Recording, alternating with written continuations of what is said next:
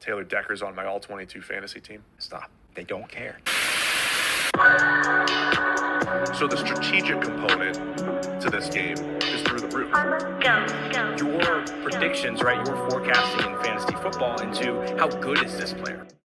This is it's gonna change the industry. Yeah, I moved to the old town where it goes down. Look at me now. I wrote my goals down. I hold it down. Made myself proud. What's up, everybody? Welcome into another All-22 podcast. You got Chris and Ray again. And today we're going to be talking about Caleb Williams. But Ray, tonight was the first night in 3 weeks. Today's my son's 3-week anniversary that I cooked dinner for myself. So I've been eating like leftovers, takeout, just crap. So it feels really nice to have like a home cooked meal, steak and potatoes, man. Yeah, that's awesome. 3 weeks into an 18-year sentence, finally got something other than jailhouse food. Must feel great. Must feel great. Dude, it did. It did. But things are good. Had a bad night's sleep, a good night's sleep. So it's just a roller coaster. But how are you? I am awesome. I was about to say my favorite. I mean, it is my favorite time of year because it's Thanksgiving week, right? We're all about to eat some good food, get into the holiday season, the lights, the football, right? We're getting into crunch time, the stretch run. It is awesome. It is the best time of year. But that doesn't mean we can't take a bit of a step back, right? And just kind of take a peek behind the curtain as to what the 2024 draft looks like, right? And just dip our toes in the water into some draft prep and some film study, because that's just what we love to do around here, right? Exactly. And I mean, I think it's fitting since I believe Caleb Williams might have played his last game at USC. We don't know that for sure yet, but it kind of seems like maybe that's happening. So yeah, let's jump into it. And I think the way I want to do this, right, I want to have a little structure to it. So there are kind of a few ways that I evaluate a prospect. And I think the first is the tape. The first thing I always do is I watch the tape. And I want to see what the tape tells me without the other context, right? Like I don't want to know how fast he is. I don't want to know how tall he is. I don't want to know how many touchdowns he's thrown or how many yards per attempt he has, right? Like I just want to see the tape and I want to know what it means to me, what my initial feel is, right? So that's the first thing I do. So the first thing I want us to talk about is the tape. After that, we could start to get into some of the numbers behind the prospect and see what some of that's what story that starts to tell us. And then the last thing, let's finish up with the person, right? Is there anything about his character? Is there anything we've heard about him that's concerning or the opposite, right? That really like is a leg up, right? Like a Jalen Hurts type guy, you just hear he's like a major leader in the locker room, whatever it might be, right? So that's how I want to structure this conversation. And let's start out just talking about the tape. So I'm going to talk first really quickly just about the arm. One of the things that I saw on his tape, the first thing that stuck out to me was the way that the ball released from his hand. I think there's only two other players in the NFL today that have a similar style release, and they're both players that I really, really like and have been very successful, right? So he has this kind of live arm, right, with a very, very quick release, and it's almost like that flick of the wrist. The ball comes out of his hand and it looks like he's putting very little effort behind it, yet the ball essentially explodes out, right? It flies through the air with plenty of power. He throws a very tight ball as well. And it's something that reminds me a lot of like an Aaron Rodgers release, the way the ball comes out of his hand. And there's only one other prospect, again, that I saw that had a similar style motion. That was actually Lamar. I really liked the similarity in the ball release from the hand that Lamar had to Rodgers. And that was like the biggest reason when Lamar was coming out that I was really high on him, because I'm not a guy that likes running quarterbacks. I don't necessarily love a running quarterback because of the injury risks, yada, yada. Can he throw? Can he survive from the pocket? I think Lamar this year is proving that he can do all of those things, right? He's having the best throwing season of his career, but I don't think he would be able to do that without the throwing motion that he has, which again is something that I saw in Aaron Rodgers and I'm now seeing in Caleb Williams. So that's my first takeaway. Comments or a takeaway that you have?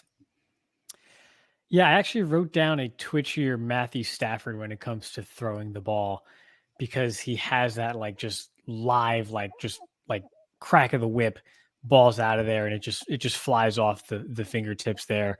And but everything he does, Matthew Stafford's more of like almost like a brute power type thrower. And with Caleb Williams, everything is just much more just sort of just more full of twitch. Like everything he does is just twitchy from that quarterback spot. And so yeah, it's just live. That is the best way to describe the arm, is just live. How the ball just leaves his hands. It's just a live ball. And which again, of course, you want to see he can play. I mean, yes, he's in Southern California and before that Oklahoma, but he could play in any climate, any type of condition. That's not going to be some sort of limiting factor like it is with some other quarterbacks, because of the way the ball jumps out of his hand and the way he can sort of cut through the elements with that live arm. So just right off the bat, climate, landing spot when it comes to just pure, weather, if he's not in a dome, that's not a concern to me. No, me neither. I don't think that's a concern at all. Another thing I really liked is the ball placement. So a lot of quarterbacks with his style of play might struggle with getting the ball into the receiver's hands in a way where it leads them to yards after catch, right? Even 40 yards down the field, I'm seeing Caleb Williams leading his receivers to a way that separates them from the defensive back and allows them to get yards after the catch. Something that, again, players like him typically struggle with, right? That play out of structure a lot. I really like that about his game. And I think it's something that, again, shows to me that he has a powerful enough arm to survive in the NFL. I think that was a concern with like a Tua. He has a way stronger arm than a Tua. But he also has the touch like a Tua, where he can, again, lead the receiver down the field, put the ball in his hands, and let him get that yard after the catch. Something that, again, I think a lot of other quarterbacks struggle with. You mentioned hitting the receiver in stride and kind of leading them upfield. And there was one play, I think it was against Oregon this year. I didn't even know what to do with it or how to process it. It actually might have been Notre Dame on second thought. I'm thinking of the color of the uniform here in my head. But essentially there was a receiver kind of running a hitch, and there was a linebacker going from sort of curl to flat. And instead of leading the receiver outside towards the sideline, which is what you would normally expect a quarterback to do with the zone defender coming from the inside, the defender had his back to the quarterback as he was, trying to make up ground and get into his zone. And Caleb just sort of fired it over the inside shoulder, but up the field, so that when the receiver caught the ball, he can just get upfield. He's not going towards the sideline. He is going north and south. And it's one of those where it's like, okay, he did that. And I'm like, well, if the defender turns around, he can make a play on this ball, because he is between the quarterback and the receiver. But Caleb just sort of rifled it in there up the field. I don't know if that's just a case of, again, spatial awareness to say this defender, he's just trying to get to a spot. His back is to me. He doesn't know this is coming. I'm going to get my receiver the maximum amount of yardage that he possibly can out of this throw and fire it upfield. Or was it a misfire? I don't know. But like you mentioned, consistently, the ball is placed where there's yak opportunity for his receivers, whether that is sort of in that 8 to 10 yard range or down the field further. So I think I'm giving him the benefit of the doubt on that one, because the ball placement is consistent, not only through different depths and, whether it's downfield or over the middle, but also from different arm angles and just different situations within the pocket, whether it's collapsing on him or he is on the move or in a clean pocket. Regardless, that ball placement is a big plus in his game. Definitely. And I was trying to figure out what strength was my favorite of his, right? And it's like, is it how quick he releases the ball from his hand? Is it the ball placement? Or is it his pocket presence, right? Like, you see so many times him escaping pressure, using his feet within the pocket to navigate and find space so that he can keep his eyes downfield and make a throw. You are more into the college football world than I am, and you've probably watched more of USC than I have. Tell me, what is this offense, right? Like, what do I make of this offense? Because I did see a lot of times him having to escape pressure and try to find creative ways to get the ball down the field. Is that a flaw in his game where he just is playing too much out of structure? Or is it the offensive line is pitiful and this dude's just making magic happen? Or is it somewhere in between?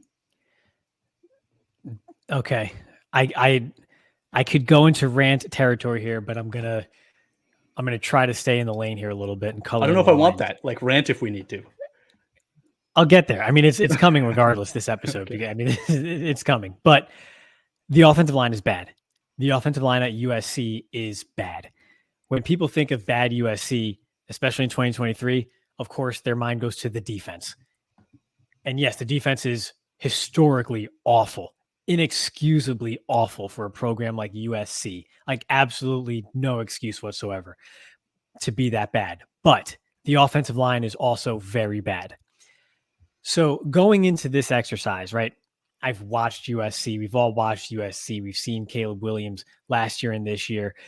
And I kind of went into this thinking or half expecting to see certain flaws in his game, or maybe not even flaws, but just certain instances on tape of him trying to play hero ball or bailing from structure. Okay. I've seen every snap of Sean Clifford's 6-year college football career, every single one. I know what bailing out of the pocket looks like and leaving structure, fleeing structure to try to play backyard football. I was expecting some level of that when I watched Caleb Williams, and I saw very little, if any, of that.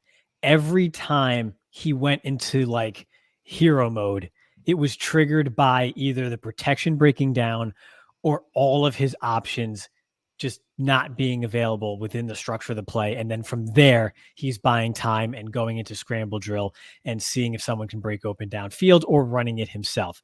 I was so pleasantly surprised. Like I was blown away, to be honest. Almost every single time it was triggered by something that broke down the structure of the play rather than him breaking down the structure of the play. So this is not, for example, a Justin Fields one read and run. My first read's not there. Okay, time to create and make something happen. That's not this at all. It's also not a BYU Zach Wilson. I'm just going to go ahead and flick my wrist and drop my arm angle and just do a bunch of hokey stuff because I can, because I'm playing against, whoever the hell BYU plays every week. And I just feel like I could do that. Like, that's not this at all. I was actually most surprised and most impressed by the discipline with which Caleb Williams played. Caleb Williams played down after down after down until the play was over. The structure of the play had run its course and there was nothing there. And then it was, okay, time to go ahead and be Mr. Heisman.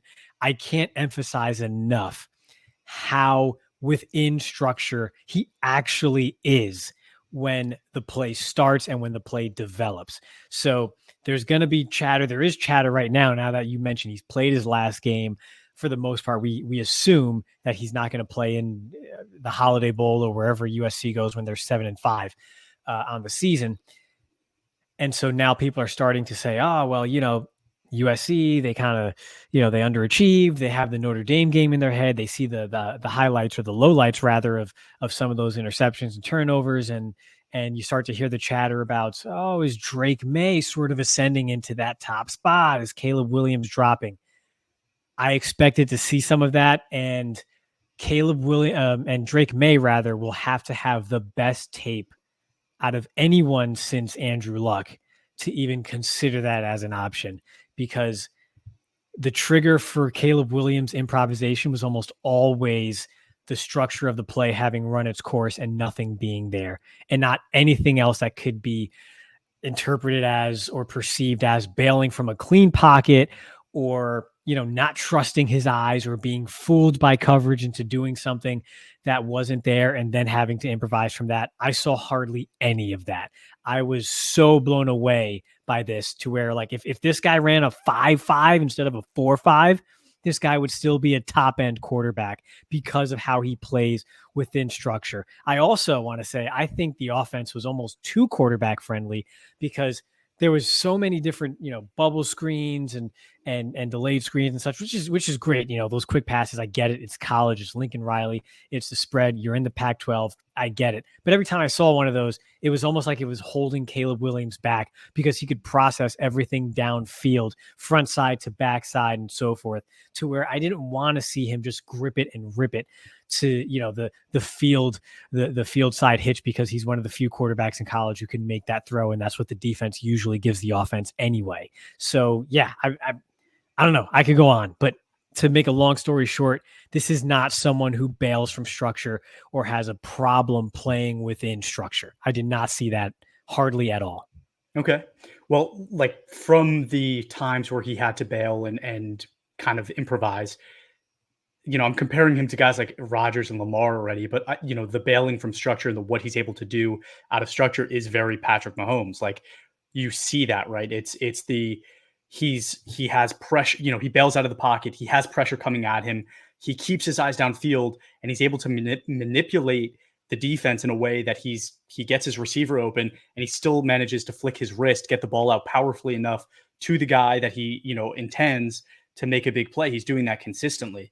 I think the only takeaway I have from that, and so far it's really the only negative I see from his film, is really more just about his size. Like, I'm not sure his size and speed will translate as well in the NFL as it did in college, where he's doing these things. He's getting away from pressure. He's running the ball sometimes, successfully in college, where, he goes to the NFL, and what I saw on his tape in college, like, he doesn't look fast enough to do that in the NFL. He doesn't look big enough where he's going to be able to take the hits as well in the NFL. And he also doesn't look big enough where he's going to be able to intimidate the defense in the NFL. So I think if there's any concern I really have from him, it's that when he does this improvisation in the NFL, because he's likely going to be on a bad team, and that's going to need to happen, is he going to be able to really do that? That's what I wrote down as his biggest adjustment, but the answer is yes. So you have an older brother who played football, right? Mm-hmm. I have two younger siblings. When I watch Caleb Williams manipulate the pocket, navigate the pocket, buy time, it's almost as if when I had the remote and my two younger siblings were kind of, trying to grab at the remote and grab at anything they can to try to bring me down and get the remote and turn on whatever the heck they wanted to watch, when I wanted to see dodgeball for the third time that day, right? It's almost like he's just playing with his food. He knows, he's just operating at a different level, at a different speed than everybody else, than the rush. He just is. He's able to keep his eyes downfield and read what's going on as the play develops, while still maneuvering away from hits and in and out of the pocket as he needs to, because he's almost just not threatened. He's just not threatened by the pursuit. And in the NFL, that's going to change. It's one thing to do that against the Pac-12. It's another thing to do that when, even if it's, just Brian Burns or Daniil Hunter or whoever, coming off of the edge, Chase Young, let alone Chase Young or a Micah Parsons, right? Obviously it's a completely different animal. He's going to have to adjust, right? But the comfort that he shows when he is improvising and buying that time, that is what translates. So there's a recalibration that has to take place, because he's no longer going to be this just sort of, just again, operate at a different speed from everybody else type player than all the other 21 guys on the field. That's not going to be it anymore, right? Everything is going to move faster. The pursuit is going to actually get there. So he's going to have to account for that and adjust to that. But that comfort and ability to maneuver is not going to go away. And to me, I've said it before on this podcast, that is my number one trait I'm looking for in any quarterback when I'm evaluating them and how they translate from college to the NFL, is that comfort that he has. On the flip side, the ball security has to improve. He holds it like that loaf of bread. Again, he's so comfortable back there. He's so not threatened that he's just gripping it. He's palming the ball, just ready to rip it at a moment's notice. He's going to have to get two hands on that ball when he is moving and maneuvering in the NFL. He's not going to be able to get away with how he just sort of leaves it out there in college. It's bit him a few times already in 2023. We did see that against Notre Dame. We saw that against Oregon as well in particular. So that's something he has to clean up. But the trait that you want to see that translates to the NFL is there at a very high level. Okay. All right. It is. I think my concern, and I'm going to go down a little road. I'm going to go on my small rant right now. It's when I watch the film and I see what he's being compared to, I hear the Andrew Lucks and the Trevor Lawrence and that he's that level of prospect. But when I think of that level of prospect, and the reason those two guys were considered to be that level of prospect is because of the prototypical size, strength, athleticism, in addition to what they can do as a thrower of the football, right? I think Caleb Williams can do the thrower of the football stuff, and he plays the game like anybody else can. But is he the prototype when you would build a quarterback? I'd say no, right? Like my prototypical quarterback is not 6'1", 215, right? Like Andrew Luck was 240 and he was 6'4", right? Like that's a prototype. Trevor Lawrence is 6'6". Like I really like CJ Stroud. He's 6'3". So like in my mind, that's more the prototype. When I looked and I watched his game, I saw a lot more of the, I don't want to say Baker, but Baker and Kyler Murray, right? Like in my mind, those guys aren't the prototype. Those guys are like the ballers, right? Like when you watch their film, it's like these dudes, you just see them play and you're like, that dude just balls, right? Like that guy knows how to play football. That guy knows how to win games. He knows what it takes to just like, it's like when you're in high school and there's that one kid on the basketball court that's just so much better than everybody else. And he just takes the game under, his hands and wins it for his team. Like that's what I saw a lot of Caleb Williams doing. I saw a lot of Baker doing that. Saw a lot of Kyler doing that. I think something similar with Baker is Baker tried to do a lot with his legs in college, and I didn't see it translate in the NFL, right? Like Baker is not quick enough, fast enough, big enough to do that. And he's a similar size probably to what a Caleb Williams is going to measure in at. So it's very similar. Yeah. I think almost that's identical. Right. Like in my mind, I don't think he's the prototype. I think he's the baller. I'm not saying that as a negative, but I will say that, Baker was this, like people didn't really see Baker as this elite prospect, but when you look at his grading, he really was. And, he went to maybe a less than ideal situation at first and it was hard. Right. And then he succeeded more as the team got better. But I think you can kind of say the same thing about Kyler. It's like when the situation isn't ideal, it's really hard for these guys to be successful. So I think my biggest worry for a guy with the baller tag is what does the guy with the baller tag do when he's the quarterback of the Chicago Bears, right? Like, because that's who has the number one pick right now. So again, just watching the film, when I'm talking about the film, I see a guy that is a playmaker, takes the game under his hands, does everything he can to win. He wills his team to win, but a lot of the physical abilities that he has look extremely good at college. And I think from a throwing standpoint, they will look extremely good in the NFL, but from a physical standpoint, might not. Yeah, I think his impact on the ground, it's almost too strong of a word to say is going to be limited to, but it's going to be Mahomes-esque. It's not going to be Lamar. It's not going to be Kyler. But what you hope for is that it's at the level of Mahomes to where if something is not there, you see Mahomes, how he kind of scrambles and gets those annoying first downs on the ground to just sort of demoralize the defense, especially if it's on third down. I think that's what you're looking for as opposed to someone who's going to consistently open up the defense due to the threat of their legs like a Kyler or a Lamar. It's definitely not that. But he will make them pay. And because he's not at the level mobility-wise of a Lamar or of a Kyler, he is going to have to learn again to adjust. Again, it's one of those other adjustments he's going to have to make when he goes to the pros is taking care of himself, right? Protecting himself, sliding, again, just preserving his body because you may not have to do that in Pac-12. You are going to have to do that in the NFL, especially given that, again, he's not going to be that guy that just completely opens up the defense as a result of his legs. So yeah, I agree with it. But also to be fair to him too, he's much more of a dynamic athlete than even a Baker was, who is underrated for his athleticism and even his arm strength, to be fair. But Caleb at each of those is still at a bit of a different level, despite the size or the lack of prototype size that they each possess. So it's an adjustment for Caleb. And yeah, he's not going to be, high end dual threat mobility guy, but he's going to be, run for 35 yards, scramble for a couple first downs per game type guy with his legs in the NFL. Yeah, and I think part of why I was kind of skewed to that thinking is because so much of his film is out of structure, right? So you see it so often, but to your point, maybe that's a flaw of the system that he's in and the team that he's on, where if he goes to the right NFL team, it's not a concern, right? He's going to be able to play within the pocket and do things and only use those skills that he has if he really needs to, and it's not going to be every other play, right? And I wonder if my interpretation of his tape would have been very different had that been the case. Is there anything else that you want to talk about from what you saw just on film?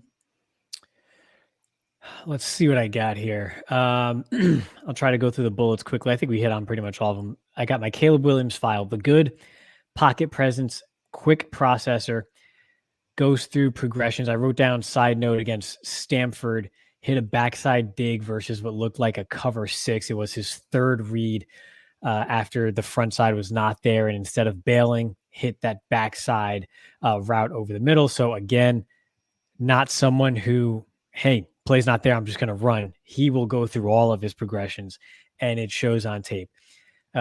Extending of plays, arm talent and accuracy, throwing ability on the move, recognition, blitz. There's a corner blitz against Oregon that comes from his blind side. He feels it immediately, rolls out to his right, and just buys extra time to make a play happen there. Was unbothered, unaffected by it, and the blitz did not get home. So his recognition is also top-notch, sort of pre and at the snap. Different arm slots with ease, natural feel for the game. The bad.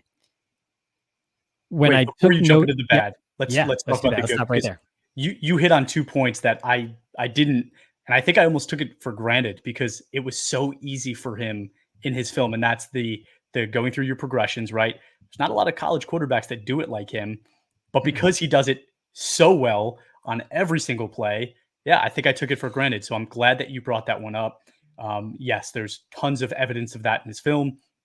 And then I want to just say quickly that you're right. The pocket presence almost shows a bit of, QB IQ that, again, it can be kind of glossed over because he does it so well, so consistently, but it shows how smart he must be and must be able to register, right? That quarterback IQ, how quickly he registers things to be able to pick up on those blitzes so frequently. And again, be able to move within the pocket in a way that enables him to prolong plays that other quarterbacks just can't, right? So 2 other positives I definitely think we need to make note of, right? So glad you brought it up. So it's the processing your plays and it's quarterback IQ. I think those definitely need to go in the positive category. Yeah. And they're overshadowed by his highlights. They just are, but that down to down stuff that people, after seeing the subpar season or the disappointing season from USC thus far, they take note of some of the lowlights in those games, and without diving in, because it is still early, right? To give them the benefit of the doubt, to be fair, assuming they do their homework, right? They attribute some of that to perhaps a consistent or just a trend. I don't even know the word right now, but a propensity. There you go. That's a big word. Look that one up, Chris. A propensity to abandon structure or not go through those reads. And when you dive in, like I said earlier, it's actually not the case. So it is an important point to hammer home over and over again, because I think we're going to start to hear a lot of chatter about that. And quite frankly, it's just lazy and it's just not true. So that's the good. The bad: the turnovers are often a result of hero ball. So I mentioned it, like when I mentioned hero ball, right, thus far, it's always been in the context of the good part of his game, right? Which it is. He does things that other players can't do. There are maybe 4 players on the planet who can do what he does outside of structure or when it comes to creating plays. There's just not many humans at quarterback who can do that. So it's absolutely a good.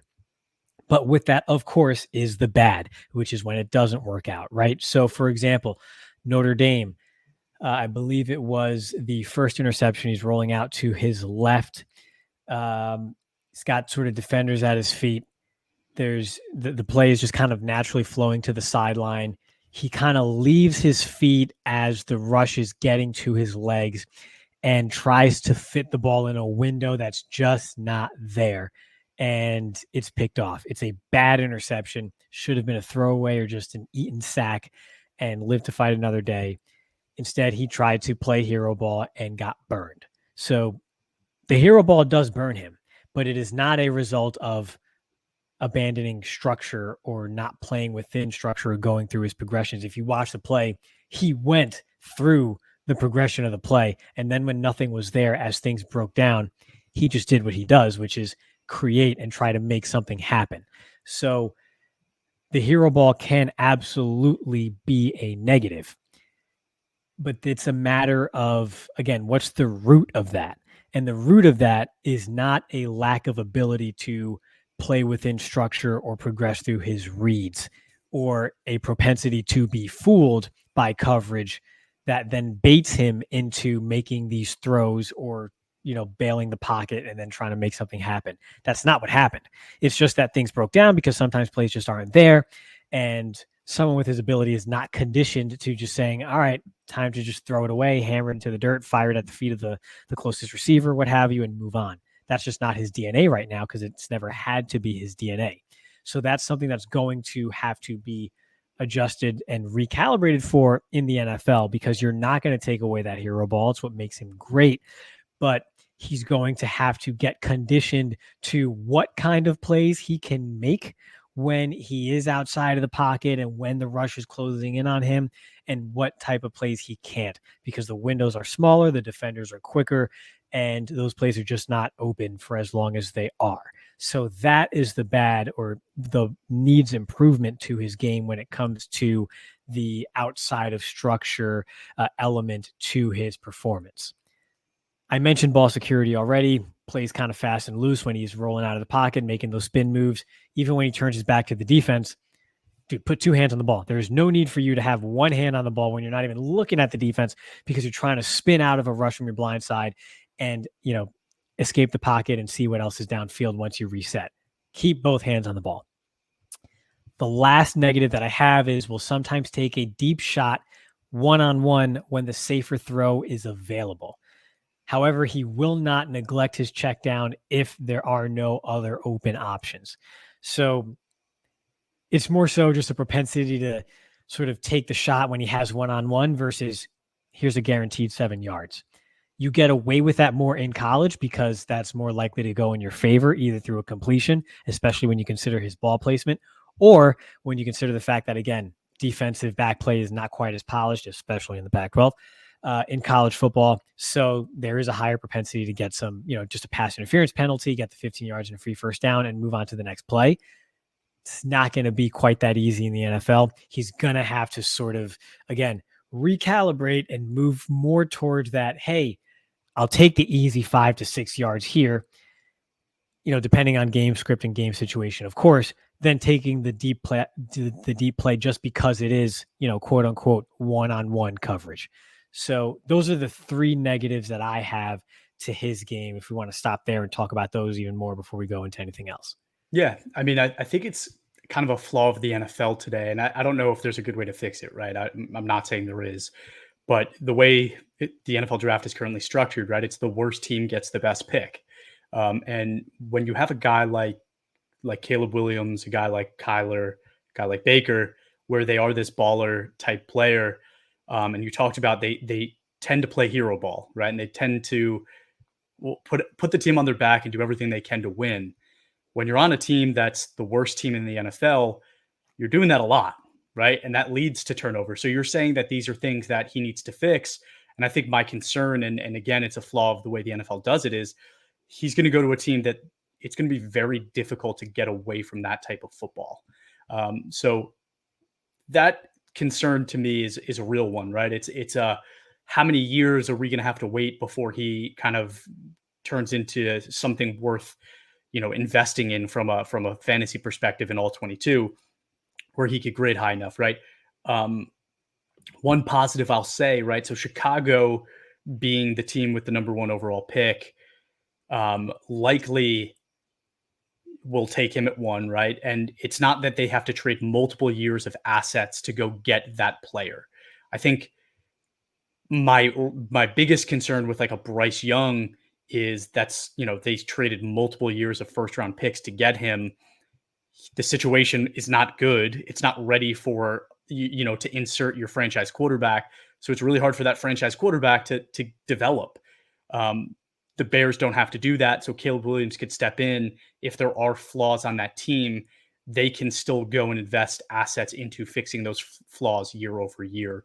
That's, I think, a positive. But again, when you play hero ball on a bad team, it typically doesn't work out all that well. Yeah. You mentioned the Bears. I think that actually would be a good spot for him because they have multiple picks, right? They have theirs, they have the Panthers. They have theirs, the Panthers, and if they trade Justin Fields, maybe they get another second. Right. So let's stick with what we know they have, right? So they have theirs, they have the Panthers, which is trending another top 5, let's say, right? So let's say they have 2 picks in the top 5. If you look at that offensive line, they already have when healthy, Braxton Jones, Darnell Wright, Tevin Jenkins. They actually have some pretty decent pieces on the offensive line. And they do have DJ Moore. So if you take Caleb Williams and you're picking again at 4 or 5, and you're staring at potentially Marvin Harrison Jr., with DJ Moore, all of a sudden you have a decent offensive line, DJ Moore and Marvin Harrison Jr. Cole Kmet at tight end is fine, right? That's a big target, if nothing else, to be quarterback friendly for a young player. That's not a bad starting point. I don't think the Bears would be a bad landing spot for someone like Caleb with those building blocks if they play it that way. If they do what the Jets did and kind of teeter-totter, or maybe I'm thinking of the Giants, right? When they have 2 firsts and they go once offense, one defense. If they just go in on saying, all right, we're getting our quarterback and we're making his life easy, and the defense will figure it out some other point in time, I'm not worried about that landing spot. I actually really like it. So, that's 8 steps ahead of where we are today, right? Tons to play out. But I mean, the flip side of that is if we want to turn back the clock a little bit, what if Marvin Harrison Jr. is not there? Say he gets drafted 3rd or 4th, and let's say the Bears pick 5th with their 2nd pick, right? And they get Olufashinu, let's say, and then they move Darnell Wright inside to guard. Hello, Braxton Jones, Olu, Tevin Jenkins, and Darnell Wright as 4 of your 5 offensive linemen. I mean, that's great too. So if it shakes out in the Bears' favor, I don't mind the landing spot at all for Caleb Williams if that's where it shakes out. So again, this is a Caleb Williams podcast, not a Bears podcast, but there is an opportunity for an actual advantageous landing spot for the number 1 pick in the draft this year as a result of that trade they made with Carolina last year. And if you're Carolina, you got to be kicking yourselves. Like, why did we do this? So, yeah. Yeah, I mean, that's the owner being impatient, right? And you as the GM need to be smarter than that in All-22. But yeah, I'm not a big Darnell Wright guy, so I kind of actually prefer that situation where they end up getting in Fashanu. I think my other just kind of concern there is, I think this draft was looking really deep at one point. I think the offensive linemen, the 2 offensive tackles, maybe 3 offensive tackles all look good. Marvin Harrison obviously looks good. And then you have the 2 quarterbacks. But if you don't end up in the top 5 and maybe you're 6, 7, or 8, I'm not so sure, right? Because Sanders is likely going back to school. Quinn Ewers is maybe going back to school. Not sure if there's a quarterback that makes sense after that. At this point, again, I haven't watched it fully, all the tape. I'm not sure there's another top 5 quarterback in this class. So you lose that. And then I think from a defensive perspective, again, I haven't watched all the tape yet, but I'm not sure there's really even a top 5 defensive player in this draft, right? The edge rushers are not that level. The corners aren't that level. And those are really the only two positions besides maybe defensive interior. And I know there aren't any defensive interiors at that level. So it's really going to be, I think, those tackles, Marvin Harrison, and those two quarterbacks. So if you don't end up with one of those picks, and again, this is a Caleb Williams podcast, we're going down a road we don't have to right now. But I do think it's relevant to Caleb Williams because we're talking about those flaws and can he be put in a situation that's good enough to make him look good? I'm not sure it's as easy as we're making it seem. I don't know if the Bears are that easy of a landing spot, but we'll see. We'll definitely see. Cool. Yeah. So the numbers. Put us in charge and we'll figure it out. It's fine. We would definitely figure it out. But okay, the numbers, right? So I don't typically look at the stats, right? So yes, he's thrown for 4,500 yards. He's thrown for over 40 touchdowns in the season. It's all good. But the things that really stuck out to me, right? So the biggest one that I'll talk about is time to throw. So we talked about him playing out of structure a lot, but never in his career has he had under a 3.15 second time to throw. This year is his best, and it's at 3.16, which is actually fourth worst out of all eligible quarterbacks, that have played significant snaps in D1 football. So just for context, right, Justin Fields was talked about as a quarterback that took way too long to throw the ball, and he did in 3.11 seconds. So again, Caleb Williams, 3.16, significantly higher than Justin Fields. And again, this is the best of his career. Trevor Lawrence, for example, right, that prototype that we talked about, 2.35 seconds in his last year in college. Baker, 2.96. Even a guy like Lamar, who runs a significant amount and extends plays himself, 3.05 seconds in 2017 in his last year in college. The only quarterback with a similar kind of throwing time is actually Jalen Hurts, 3.45 in his last year, which was actually one of the worst of his career, right? He was in college for a while. That was like the worst of his career, but that's an extreme, right? So we know now of one situation of a quarterback that had that level of time to throw that worked out, right? Justin Fields has not. So we have to go to Jalen Hurts. And you look at the team that Jalen Hurts is on with the offensive line that he has, with the weapons that he has. It's an easy situation to be able to fix that issue. To me, again, does it get a lot easier for him in the NFL when he's playing within structure if he's able to? I think it's really dependent on the team. So that, to me, is the biggest kind of standout number that I think we need to be concerned about. So who are the comparables with that time to throw? Justin Fields is the closest. Kyler's a little bit better at 3.05. Lamar, 3.05. Again, I don't think he's the runner that either of those guys are. But besides that, it's Justin Fields. And then the worst case is really Jalen Hurts of the quarterbacks that have panned out. Yeah, he processes at a different level from all of them. I went into this thinking I was going to see some symptoms of Justin Fields. I saw none. I saw none. I think that time to throw is high because he completes his progressions and then plays with his food until something comes open. He's the two siblings grabbing at the remote and he's just watching over them, watching the TV, not even paying them any mind, unbothered. That's him. I'm not concerned. Maybe I should be. I'm not.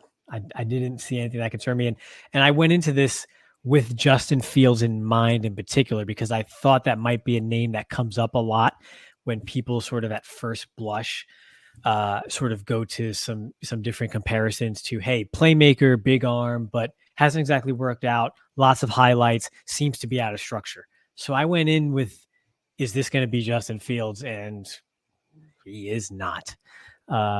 So I don't see a comparison to Justin Fields at all. But Baker, right? Baker, to me, is a guy that kind of has similar play style and was a quick processor, right? And he did it in 2.96 seconds, which is, 0.2 of a second faster.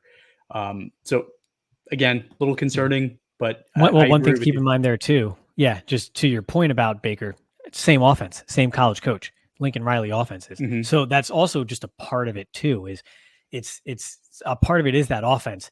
It's not one read and go. It is 1, 2, backside, check down. Okay, now what?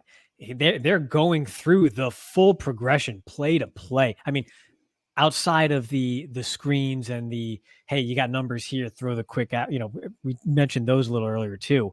So outside of those where it's just sort of like a called play to be quick, it is not a, hey, one and done, run and gun type of offense. It is a fully structured offense. So I think just naturally too, a part of that is that time to throw is likely going to be a bit higher when you consider the style of offense, in addition to, again, of course, just the improvisation that, of course, is naturally going to drive that up. Also, how could we forget Jalen Hurts, also a part of that offense in college too.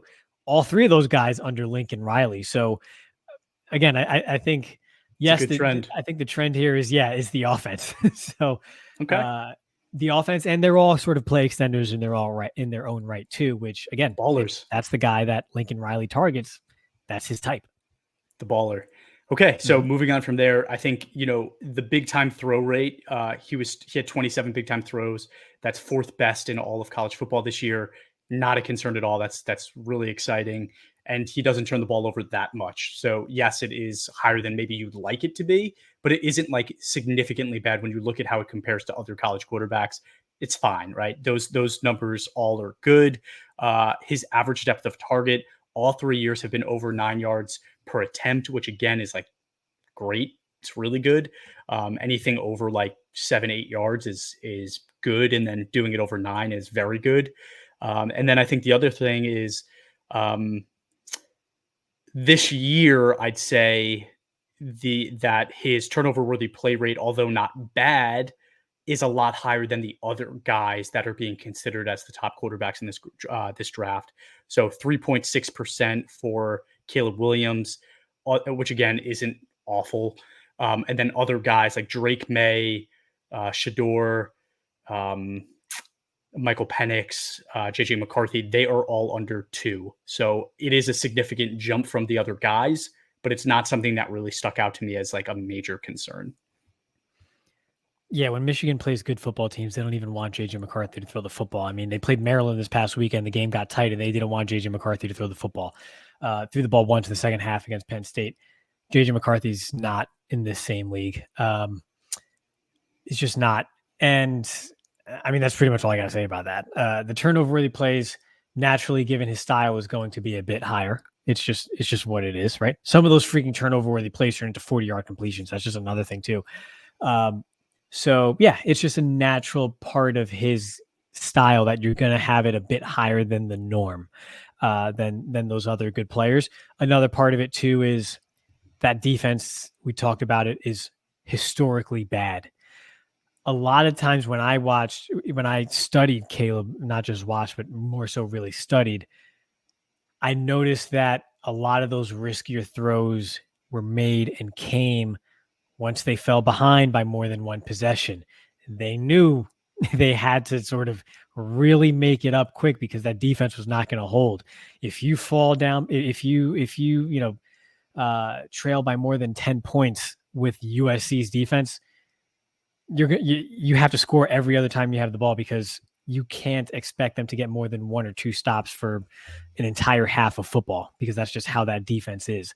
So a lot of it I noticed was just Caleb pressing, trying to make something happen a bit later on as things kind of snowballed. And that's not to excuse it, because sometimes there were other plays there, or rather just throwaways there, that could then live to fight another day. But when you combine his style with the lack of defense on the other side of his team, sometimes things are going to be forced. Okay. All right. Well, that's all I had for the numbers. And next thing I want to talk about is like the person, right? So I would say that Drake May, which again, I haven't watched enough of him yet to be ready to talk about, but he benefited greatly this year from there being a Caleb Williams, right? I don't think people really drill down on the person of Drake May. So you don't hear a lot about him and his antics, things that he does, people's opinions of him as a person. But you hear a lot about Caleb Williams. And, I think that that's unfortunate, because it does start to weigh on a guy, right? Caleb Williams, things that we've heard, right? We've heard that he wanted ownership stake in whatever team drafts him. We heard that he cried after a loss, with his mom, right? Right. He went into the stands and cried with his mom instead of it going and, like talking to his team and being the leader of that team. We've talked, he transferred and followed his coach from one school to the next. We talk about him saying that if the wrong team drafts him, or if the wrong team gets the number one pick, he'll likely stay in school. All things that I think definitely reflect the person, but I would also just say, there's a lot of pressure on a guy that is being heralded as, the Michael Jordan, the number one guy of a generation. It's a lot of pressure. I think the only other thing that I've heard, and Ray, you can tell me other things, but it's just, can he win important games, right? Like you can argue that this year's team wasn't good enough, but last year's team, he had better weapons. It was a better team, and they didn't do it, right? He's never won a playoff game. He never got his team there. So is he able to lead a team? Is he able to be the voice in a locker room that's going to take a team to the next level? Something that a guy like Mahomes does extremely well. A guy like, CJ Stroud is doing, right? So all things that are kind of going on. I don't know how you want to break this down, but what are your thoughts about it all? Yeah, and some of those when you isolate them aren't inherently bad, and some of those aren't necessarily him, but similar to Will Levis, are the people around him, right? I think some things like I want ownership stake in whoever drafts me, or I'm going to go back to school if Arizona picks me. I think that's more so people around him than him actually saying those things, which is still something that you need to look into. That is something that has to be sort of worked out, right? This is the NFL. They're going to turn over every single stone, learn everything they possibly can about you, and basically try to get the full picture of everything about you from your birth till draft night, and leave no stone unturned. So those are all things that have to be considered, looked into further, and sort of weighed into when you are drafting at the top of the first round. But I'm not, well, let's just say this before anything else, before we go even further down the off-field stuff, right? The guy's a competitor. When you watch the tape, the guy is a competitor. If there is a sweep play or an option pitch or what have you, he is sprinting to throw blocks for the ball carrier at times, and like actual blocks, not like, oh, I guess I got to kind of make it look like I'm throwing a block 5 yards downfield because the runner cut it back to my side of the field, and now I'm just out here in space and everyone's looking at me. Like, no, he's actually trying to throw blocks at times. So this is someone who lays it out there, who is not scared to compete and really, lay it on the line for his teammates. He is that guy. He's not someone who's going to just, self-preserve in certain situations. So that's one thing, which I think is a chief concern when you do look into some of these off-field stuff is, okay, well, how does this impact him on the field and how he interacts with his teammates? And just from watching him play, I think you can put a lot of that to bed. Now the camp, I think the camp is something to be worrisome. I mean, QB dads are a thing, right? There's that show QB1 or whatever. They could make a whole series or whatever just about the dads and how crazy they are. And I think when you have someone at this level, honestly, the camp is just naturally going to be some of that, unless, you want to talk about Andrew Luck and his father's like, I don't know what he is now. He's like really high up in like the Big 12 or the NCAA or West Virginia or something, like, unless you have something like that, there's going to be noise around players who are this high profile. To date, I think all things told, he in particular has handled it pretty well. The crying thing, you don't want to see him. You don't really want to see him cry on the camera. You just don't want to see it, right? But I mean, on the flip side, this isn't someone who, we lost. Well, I'm just going to prep for the combine, just, whatever. It did still mean something to him that second loss really eliminated his team from playoff contention. So I think the main thing is still the main thing with him, even if it's not the main thing for those around him. So as long as he can continue to keep the main thing when he's in the pros, then I think you're okay. Because let's be real, he's been getting paid already for the last 2 years. He's been getting paid handsomely the last 2 years, not 8-figure first overall quarterback handsome, but he's been getting paid. And so he's had already to deal with the money and the fame and the notoriety that comes with that. And while it hasn't been all perfect, the main thing has still shown to be the main thing with him. And to me, that's a positive. 100%. So Ray, my video paused again. So as long as you can hear me, Love let's it. keep going. Can you hear me? I can hear. Yeah, I can hear Amazing. you. You look like PlayStation 1 again. It's awesome. Okay, cool. So let's keep rolling. And I think I agree with you, right? So like all of the noise that we're hearing, it would typically concern me if I didn't see the guy caring.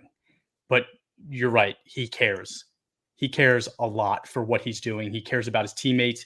He cares about his coaches, and he's out there every game, putting everything he has on the line. That's why I give him that tag baller, because he really does put everything he has into every single play. I'm cool with that, right? Like I'm cool with investing in that person. Again, I hope he goes to the right team in the right situation where it's not like a Kyler where people are just nitpicking every little thing he does. And, it looks bad because the situation sucks. But yeah, I think at this point, the personality, the person isn't a concern at all. I'd say that's like a pass, right? To me, that's either a pass or a fail. There's no like degrees of it. And to me right now, he's got a pass. Yeah, I would say so for sure. We talk about body language, and I think we could agree we prefer that body language to be that, not all the time, of course, because then that's going to wear old and it's going to be bad, but it's not all the time, right? But you would prefer that body language, post, was it the Arizona, I forget whatever that second loss was, versus not caring, or versus some of the Kyler Murray body language that we've seen in the past, to be quite frank, right? After some losses. So I think you prefer that over the alternative.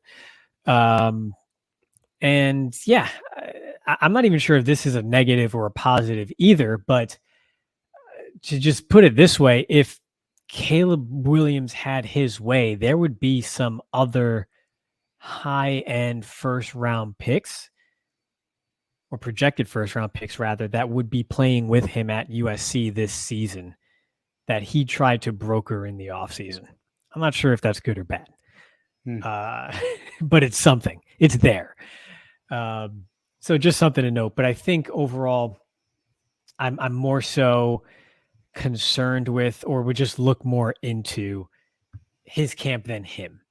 I think it's probably the best way to sum it up. And it's not something that's just unique to him or just unique to highly drafted quarterbacks or players. I mean, I said the name already, and I'll say it again because the truth is a hell of a defense, but Will Levis, a lot of it wasn't him, but a lot of the issues, it's not just some of the tape that caused him to fall out of the first round. There was other stuff there too that really wasn't necessarily his fault. Interesting. The only other thing I'd say, right, that I think there is to explore at this point with what we know about Caleb Williams is the injury history. And I don't think there's anything there that's that significant, right? Like maybe there's like a hammy, maybe like a finger or two, right? But like nothing that's, hey, he tore his knee, is that going to hamper him? Is that going to be a problem in 5 years? Nothing like that. No, yeah, I don't think there's anything there. That's sort of long-term, right? You talk about Michael Penix, he's got 2 torn knees, things like that. There's nothing like that with Caleb. Yeah, maybe some minor stuff. So I think injury-wise, he's good. One thing to note, since we were talking about some of the personality and stuff too, yeah, you definitely can't paint your nails anymore. That's something that has to stop. You can't paint the phrases on your nails in the NFL. You can't do that. You're not going to get away with that in the locker room. Don't do that. And we talked about adjustments on the field.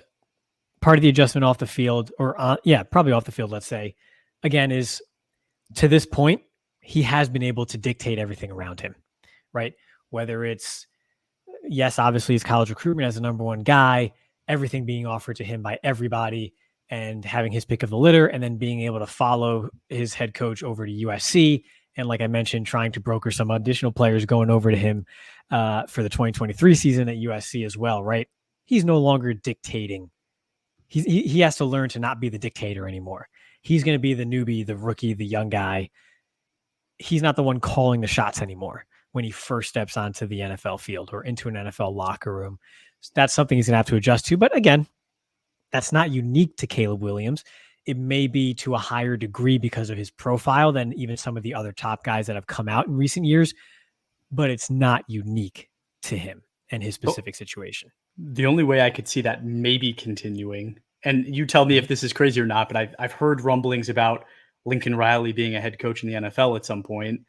Could there be a match made where a team says, hey, Caleb, I know, you've been thinking about going back to school, but, we'd be happy to hire, if Lincoln Riley will come to us, we'll take him, we'll take you, and you guys run this thing back and prove what you guys can be together in the NFL. Oh, gosh. I would not like that. Even if it's, it's comfort with his head coach and everything, I would not like that. I do think that has to stop at some point. And I'm not sure I do think Lincoln Riley profiles better as a pro coach than college. He just does. I think the style, not even just on Sundays, but I just mean organizationally, practice-wise, the way that the players are conditioned, he treats his college program more so like an NFL program. They don't hit as much. They're much more self-preservation focused. And I think some of that shows up with the defensive issues that you see with his teams in college. Not all of it. It's not to excuse all of it, or it's not the primary reason for all that, but it is a big factor. So I think he actually fits better in the pro game for that. But I would not like that, because you're already, as an organization, almost starting to let the tail wag the dog in that situation. And that would be a legit red flag that I can't put on his camp anymore. And it might not even be Caleb's idea, right? I mean, if the organization does, the organization does it, but that's not good. I think at some point you do want that separation. You're a pro now. Time to live in the pros, be a pro, do it our way, and go from there. I would not like that. And it's not out of the realm of possibility that now that you bring that up, and I wouldn't like it. All right. Well, guys, this was the Caleb Williams episode. I don't think I have enough yet where I'm saying I'm ready to rank him in my rankings, right? Like, where does he rank with the last 5-6 years of guys? I don't think I'm ready to do that yet, but that will come. And I think we need to do this maybe every few weeks, throw in another prospect. I do think we need to watch Drake May and be prepared to talk about him, because I want to see how he compares, if there is any truth to the rumblings that they're close. But yeah, let's keep this going. And everyone, thank you so much for tuning in. If you haven't yet, please give us a follow on Twitter, Instagram, Facebook, and TikTok at All-22_PFF, and leave us a review for our podcast wherever you watch or listen. And thanks so much for tuning in. I'm saluting. I don't know if you see me, but I'm saluting. Yeah, can't see a thing. Not even the thumbnail. Go.